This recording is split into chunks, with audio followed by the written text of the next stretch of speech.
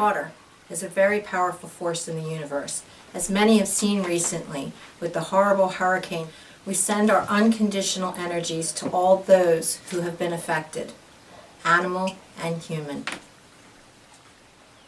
Sisters of Spirit, featuring Lavender Green, Raven Waters, and Samantha May. Welcome to Sisters of Spirit.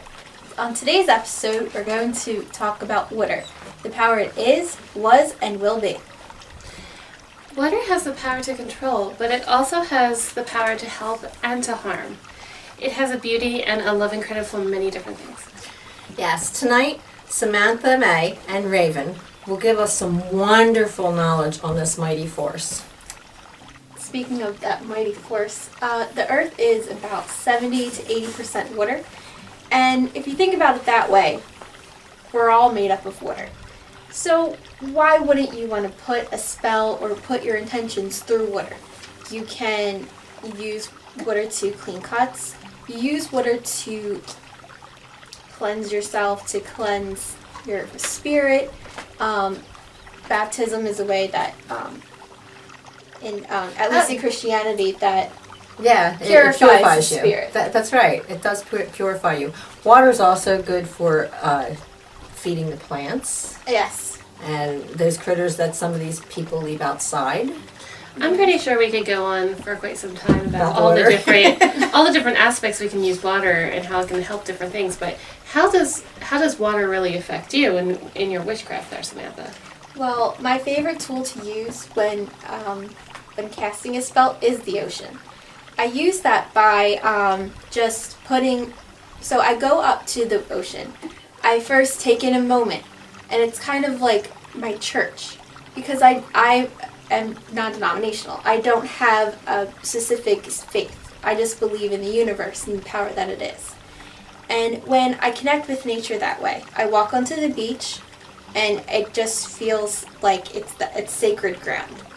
And I walk up to the ocean, I kneel before it, I draw a pentagram in the sand, and tell the ocean a wave that is worthy to take my spell away, take it out for me. People stare at you when you do that? Yes. Every single time. Like, I know I've been on the beach myself, and I know recently you were at the beach on your vacation. We missed you last month. Yeah. You're on vacation, and I know a lot of times when I go to the beach, and I'm sure you go to the beach, and you start to do a spell on the beach, people look at you, and you're like, and they walk the other way. Well, that just gives me more space to do a spell. This is true. See, when I do that myself, I don't really get those looks as much, but I don't really verbalize my spell all the time. So that might be why. Oh, I say it in my head usually. I put the intention to the ocean to take my spell away and out into the universe. And out into the universe? Well, how would the spell get out into the universe? Explain that one to me. Well, the ocean is constantly moving. Mm-hmm. That constant movement goes all the way through the earth. So if you think about it, the waves, they travel. They travel to across continents. And when it moves that way, it's constantly moving and it's constantly spinning all over the world because, as we know, the earth isn't flat. It doesn't taper off. Really? I'm not going to fall off? No. I know there's some people who still are convinced. I got my umbrella. I'm going to run to the end and I'm just going to jump. Go into space. Well, I was just thinking, I would just go into the big blue beyond. I thought it was just the ocean. But yes, it doesn't quite work that way. Well, what can I say? But while you were on vacation, did you do any specific spells? Did you collect anything? Well, I collected for you, and for myself seawater, sand, and rocks. I needed a bit more grounding, so I took extra rocks and shells. So the way I did this was the same way that I cast the spell. Mm-hmm. I went to the ocean with the jar. I said, a wave worthy enough for a witch, come in my jar. Took a couple tries, and every single one that I got was completely clear. As you can see, she was convinced that I just filled up with tap water. But I'm no, just this is saying from the it's Jersey Shore. very clear water, especially from the source. Yes. But that says a lot about the ocean. Like, most people would think all the oceans are polluted, you know. Go down to the beach, the water's nasty looking, but the beach isn't that polluted if you really think about it. And to collect the water, it shows that the energy's moving, so you've actually not just collected the water, but you've collected that energy that Yes. it holds. And when you're collecting the energy that it holds, you're also giving something back. Did you know that? No, I did not. Yes, What am I because giving back? everything in energy, when it's flowing, when you're collecting it, you're actually giving it space to present more into the universe. So it's like you're giving it that little bit more space. You're Okay. taking something and you're giving it the energy back. You're accepting it for the way it is. So it's like a twofold kind of thing. But anyway, I digress, sorry. But yeah, that's basically what I did on my vacation. I went to my church, aka the beach, and just sat outside. I listened to the waves move, listened to the seagulls talk, you know, go. Did you go on see any critters on the beach? I did not see any critters except for seagulls. Seagulls. Little nasty buggers. Although I do feed them when I'm down there. God, So it's you. it's me, you know, I just take the bread and I throw it this way and that way, you know, let it fly around. But people have to realize that the energy that's in the ocean, it's really strong and powerful. It can create tidal waves. It can create hurricanes. It can create water spouts. There's so much, and you really have to be aware of what you're using, because the energy that you're putting out there into the universe through the water, it's going to keep going and going and going. Going. But the other person that went on vacation after Samantha May came back, Immediately after. yes, was Raven Waters, and she actually went to Florida. Would you like to share your Oh, I experience? would love to. I feel it's very fitting on the subject today. But I didn't go anywhere. Her water was in her bathtub. Yes, but I did go traveling. I did go to Florida, and I got to see some of my loving friends down there. So I want to thank everybody for the warm comments and the warm wishes when I was on my journey. I was really happy to meet up with some of my Florida folks and our Florida followers, so I was very happy to see you down there. But what did you do down there? What I did down there, of course, what I did down there, other than visiting some wonderful people, is I also had my moment with the ocean. And it could be that I'm a water sign or that my last name is Waters, but I'm very drawn to the water. Just every day too, if I'm having a stressed out day, I like to take a bath. So going to the ocean in general is a very powerful moment for me. When I was down there, though, I did have a couple different experiences. And it's funny that you brought up about little critters you saw, because I did make friends with a little sand crab. And, I guess fitting for Cancer, but I did, Yes. I did make friends with a little sand crab, and I also collected some shells and things like that. I did do a spell at the ocean, but my spell was a little different. Every time I like to go down to the ocean, I like to do work on behalf of a lot of other people, other than myself. So I did a protection spell for those that I was encountering that may not have been in the best health. And I also just put something out there about connection. So you got in and out of Florida before the hurricane, huh? Yes, I did. And luckily, Yes. I know that when I was down there was sadly the hurricane over in Texas. So we were actually watching that pretty intensely. And I was very grateful for my experience, especially because I was able to swim with dolphins, which is on my bucket list. Very nice. Yes, Awesome. and that was a wonderful moment. And talking about being connected to the ocean, really kind of interacting with a mammal that lives in that ocean every day, that's its home. The energy that I got between the two sources was just amazing. I can't put it into words how transformational it was. So you're saying that the sea creatures, which you even encountered on your trip, sea creatures actually have an energy all of their own, correct? Oh, absolutely. So for you, going to swim with the dolphins would have been an exchange of energy, correct? It definitely was, and that's why I was so excited to have this experience. I've always been drawn to dolphins when I was younger, even now. And my big joke was if I didn't go pet a dolphin or swim with it, that if I, had a little one or a little one was near me and got picked for it, I'd probably push him out of the way and do it myself. So it was really just kind of helping everyone involved. But it was really that energy exchange that was the most wonderful moment there of having this creature that is surrounded by something that grounds me so much in this energy to really exchange that with them. And as I was down there experiencing this and experiencing everything that was going on, her name was Latoya. I will always remember Latoya. She was wonderful. And while we were swimming with Latoya, I felt a connection. I actually went down with one of our friends, Sarah. So Hi, Sarah! Hi, Sarah! Big shout out to Sarah. We love you dearly. yes, and it was a wonderful experience. She made sure that I didn't take the dolphin home. Although I kept saying I wanted to, she's like, you need to stay here. But yeah, so I had a wonderful experience with both her and that dolphin, and I'm already itching to go back to see Latoya. So my questions are with the two of you, who both of you recently went to the oceans, and both of you recently had like really powerful experiences on beaches and everything. What do you think what do you think draws you to that ocean? What is it about the ocean that you feel draws you to you as a witch? What draws me to the ocean is really, it's just the energy.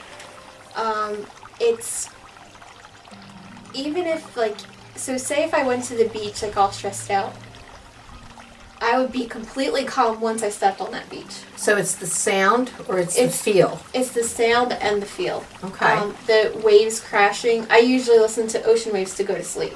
So the sound of the ocean is very soothing. Yes. It's very calming. So anybody who would have any kind of agoraphobia, panic attacks, anything like that, you could really listen to the ocean and really calm down. Now, people with agoraphobia are never going to that ocean. I'm telling you that much. But you can bring the ocean to yourself now with the technology that we have now, that you can actually sit there and look at an iPad, anything, and just bring the ocean to you. Yes, and just saying with that too, sometimes you can't really get to that ocean, and just bringing it home, for me when I get stressed or things like that, a bath is a wonderful thing. Mm-hmm. It's all connected, all that water and that source is connected. But if you can't get down there, you can always, just washing your hands can be right. transformative. And a shower. I always feel that the shower, the running water, always reminds me of a waterfall or something. Yeah. And just the water just washing over me is very powerful. I feel more in tune once the water touches me. Yeah. Yes. Which is really strange because I'm a triple fire sign. That'll usually extinguish you. Yeah. I know, at least for myself, why I'm so drawn to the ocean is for a lot of different things. I know we will get in this subject in one of our other episodes of past lives, but I do have past life connection to the ocean. But for me, it's just really a powerful experience, and I really am drawn to a lot of the symbolism with the water. Yes. Of that rebirth and cleansing. And it's a lot of times is how my mind is, and also digging my feet into the sand. I know people do grounding or earthing in different ways, but that's one of my favorite times to do, is to get my toes all sandy and dug So in let there. me ask. Go ahead. And I wanted to add the wind. I am an air sign. I'm air, fire, and water. And just going, because it's with no fire. If there was a bonfire, it would be like my center. But can't always do that on the beach. But the wind. A match. Yes, bring a match. But the wind would probably put it out. So, but then there's the smoke and anyway, the wind itself is very transformative to me. I usually go, if it's a windy day, I'm in a great mood because it's my element. Yes. And it's constantly flowing like the ocean. So did you guys know that different types of water resonate different types of energy? You know what? I had an idea, and it's funny you bring that up because I know a little bit of what you're going to get into, which is wonderful. But I know when I was Yeah, she did. when I was down in Florida, I actually was searching for some Florida water, and I know that's definitely one of the different waters that have different energy there, love. Did you know that? Well, I knew that the Florida water could be used as a perfume and as an aftershave. Right. Like, so I knew the cosmetic uses, but not really so But much the... I'm talking about like tap water, well water, ocean water, pond water, Well, there's also... distilled. Yeah, well, with certain ones, there's minerals in them. But there's different energies. Like the ocean is so large and it's so vast, and it's just like there. A pond is very peaceful and it has the algae and it has sometimes fish in it, and there's just different elements in there. So if you're going to do a water spell, you really want to pick your water. Yes, but always remember this: if you're doing a water spell, most people don't have access to go to the beach, go to the pond, go to the waterfall. They don't have that. So tap water is just as good. Yeah. So you don't have to worry about running around crazy trying to find this. But always, when doing water spells, use cold water. Never use room temperature. And why's that, Lavender? Cold water seals the energy. Oh, just like the pores, right? Just like Yeah. the water. Cold water seals the energy. And that dates back, that information, if you actually go onto the internet, that dates back a long time. Most of your very well-known witches will use cold water, because once you do the spell, it actually seals everything in. So with that, we're going to do some spells tonight. Ooh, that's going to be a lot of fun. So I'm sure you two have probably used the ice cube spell. No. I've heard of that, but I've never had an Never opportunity used it? to use it. Yes. Before we actually started, there's several different things with the ice cube spell that you can do. You can use it to seal in somebody's health if you're worried that they're going to be ill. You can use it to, and I don't advise people to do this, but it has been used to keep somebody away from you if they're harming you. Never do it to banish somebody that just pissed you off. But if somebody's really harming you and you want them to stay away or go away, and you can put them in an ice cube. So how you would do that, I have a couple little critters down here that we could use. I don't have an ice cube, but what you do is you get yourself a container, and let's see, what water should we use? We have Samantha's seawater, and in this really nice little container right here, I have some regular old tap water. So we're going to just use that. Just put a little bit in there. And you want to put some energy into here. So what our spell tonight is going to be is for safety and health for everybody who use our show. So I'm going to focus on it first, and I'm going to put some energy into it. And as I put the energy into it, if you want to focus on it too, your energy will go into it. If you want to raise it up, I think it might be easier for them to visualize. Okay. They're like, where did that container Where did go it that I am go? putting energy into? Well, I'm going to actually pass it around to you too. Oh. So we're going to go to Samantha, and she's going to put some energy into it. Now, it's really important to also understand when working with spell work that it doesn't have to be exactly, it really should be what resonates best for you. That's right. That's what's going to make the spell most successful. So it's not going to be the same for everyone. Using tools like seeing this to put energy in is really helpful if you're in the beginning and you're just starting out. And with a spell like this is just a basic spell. This is so that people can actually do this at any given time. But the one thing that most people don't realize is a lot of places will tell you you have to use this for preparation and that for preparation. This is just blessing or energizing or creating the actual water that's going into it. Now we've all put our energy into it. The next thing would be, let's see if I can do this without, there we go, putting it in a plastic bag. That's it. Then we would just definitely tie this baby up, and that would go into the freezer. Once you put it into the freezer and it freezes, whatever you put in here is going to stay in there. So if you're putting safety for people, it's going to freeze, and it's going to freeze around them per se. And then that stays in the freezer until you decide you want to take it away. Now, this spell we're not going to show people, but I will tell people about this spell. This one spell that you can do if you're really, really, really in a bind and you're out somewhere. You guys are going to laugh at me, but if you're really in a bind and you're out there, say a store, and someone's bothering you and they're really annoying the crap out of you, what you can do is take a little piece of paper. Now you know what I'm going to say, girls.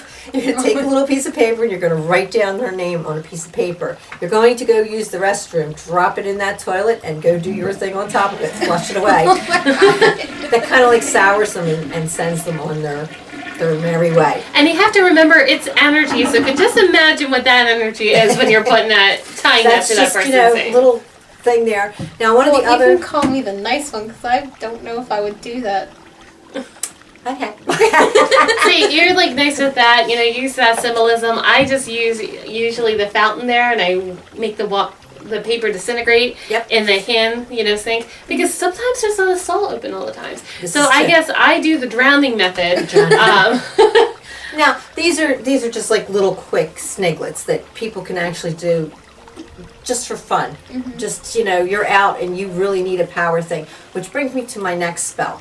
Okay. One of the really good spells that most people do not realize is the fact that they can do a spell and have it in a bottle. Just like this. Okay? And this is just water right now.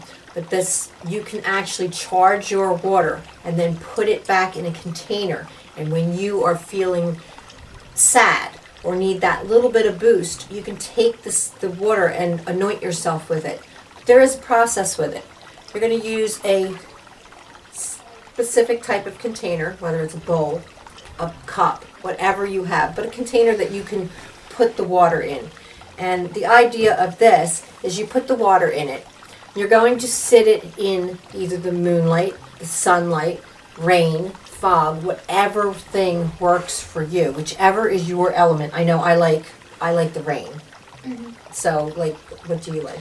I like the rain, but I'm a big fog person. Okay, and what would you choose? A very windy day. Okay, so say we take this, we're not going to use any of these for instances, we're going to use something very easy, moonlight. Okay, so I would take this container and I would put it in the moonlight. I would sit it on a windowsill and I would let the moonlight just focus down on that, but it has to sit for 24 hours. Now, before you put it into the moonlight, you want to hold it. You want to concentrate on all happy, good things that you want to put into the universe. You want to thank the water for giving you this. So you would say, thank you for all of the good gifts that you're about to give me. Then you would put it on the windowsill and you would leave it there for 24 hours. Prior to putting it back in your bottle so that you can use it all the time, you would want to say a prayer or the spell. Now most people, you can make up your own words. You can do what you need to do. One of the best things for people who do like to pray would be the 23rd Psalm. That would be really good. But if you are not really somebody who wants to do the 23rd Psalm, you can actually just say simple words like water pure, clear, and clean. Make all of my wishes come to me. Just something like that. Or you can do one. Yeah. Or you could do one. But you want to focus. Tell the water that's clear to make all your problems disappear. Whatever it is, my point is just focus and say something. Then you pour it in there, you seal it up, you carry it with you, you put it on your vanity, whatever works for you. And I just want to say too, when we're working with spells, and you're doing these, maybe you're getting a little more success than last time.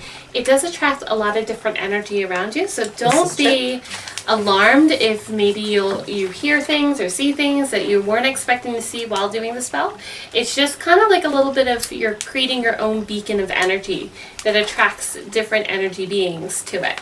So that's what you want to do in the spell, but you may get a little excess that comes around. That's right. And also, you want to be focused. You want your energy to be focused. So if you're going to be doing a spell, meditate beforehand, clear your mind, do it where there's no distractions, no nothing that will cloud your focus, and then focus on the spell. And that's very true, especially with people who are not used to doing spells. For I know with myself and my ladies here, we're so used to doing spells that we don't need the little props and grins and giggles. We can just put it out in the universe and it will happen. So always remember that the props and stuff are for other people's visuals. If it helps you to focus, use them. Use whatever works for you. And always look, especially when you're saying, it's always important to kind of have that before you do the spell. Don't do it on the fly. And really, it's a very big thing that goes around, especially when you're beginning, is really making sure your words have the right intention. Words can really transform things. It's kind of like the story of like the genie, and you have 3 wishes, and you might think you're wishing for one thing, and it ends up kind of coming back to you in a way you're not expecting. I'm wishing.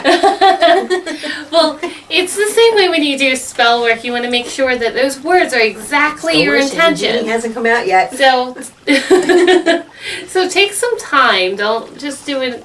Look at the paper, put it down, come back to it. See if there's a better way you can rephrase it until you feel so confident that this is right. Spell work isn't something that's supposed to happen on the fly. It is something that is planned and prepared. So it's not like I'm going to, just run in and get a lottery, win a lottery with a spell. It takes a little more with that and a little more work.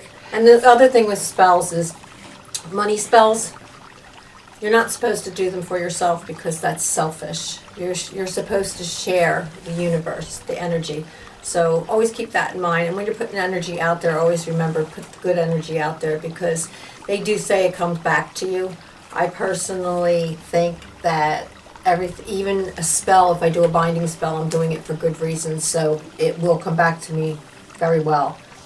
But to wrap things up, I think this was very informative. I'm very glad you ladies shared your experiences with us. And I'm very happy that you're both back. I missed you both when you were away. I didn't go on vacation. Let me just keep saying that.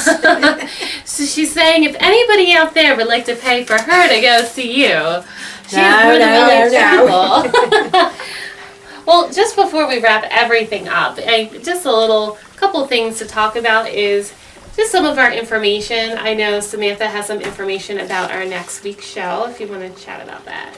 Well, our next episode will be our Halloween special, and we have some special goodies planned in store. That's wonderful. I can't wait. And I'm a part of it. I will say that actually, if you follow us on Facebook, we have our Sisters of Spirit on our Facebook, and also our email of our Sisters of Spirit at AOL.com. You can always see us too on Sisters of Spirit.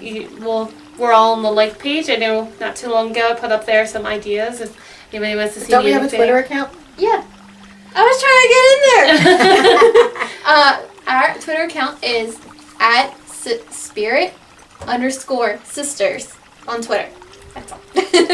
So if you want to gather your questions for next month and send them to us, we're going to be collecting all of the questions, and we'll be answering them next month. But please get them in before October 1st so we can go through them and have time to have them on the show. Yep. But I guess in closing, I just, I want to say goodbye to all our wonderful friends. I also want to say, too, with those questions, any comments, please feel free on any of the accounts to put any comments, what you liked, what you would like to see, any suggestions. We're always open. We're here for you. Yes. And with that, I want to say, blessed be. And so mote it be from Samantha May. and before I say my namaste, I'd like to just reach out to all the people in the hurricane and send all of our good energy out to you. We'd like to hear from you. We send our love and wrap you in light. Namaste.